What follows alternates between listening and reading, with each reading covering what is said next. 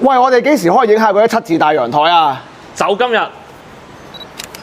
又係2025年嘅懸疑大片啦！中海保利朗悅全新未入住，啱啱收樓，即刻放盤啦！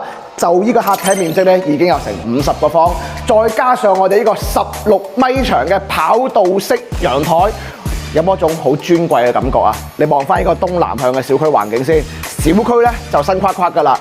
樓層嚟講嘅話，亦都係非常之適中嘅。望翻出去個花園景觀嘅話，亦都係非常之優美啦。呢個單位嘅話咧，佢可以做到係4房雙主套嘅一個戶型嚟嘅，而且啱啱收樓啊，你見到啦，廚房嘅位置進門先進台。歸家的儀式感也是給到你的。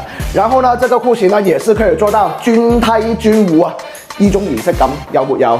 係嘛，非常之正㗎啦！而且咧可以就讀於呢個省實嘅3小啦，最細嘅2間房咧面積分別都有成8個方㗎啦。咁而且係4房雙主套嘅戶型，一個咧係可以作為一個長者房，另外呢一個嘅話咧就係真真正正嘅主人套房啦。同樣都係呢個2面窗嘅一個設計，採光嚟講拉滿，空間感亦都係非常之闊落嘅。講真，以前呢隻戶型咧，我印象當中可能係要去到1300萬嘅，但係而家性價比非常之高，現樓唔單止，啱啱收樓冇耐9字頭，有興趣嘅關注我團，帶你過嚟睇。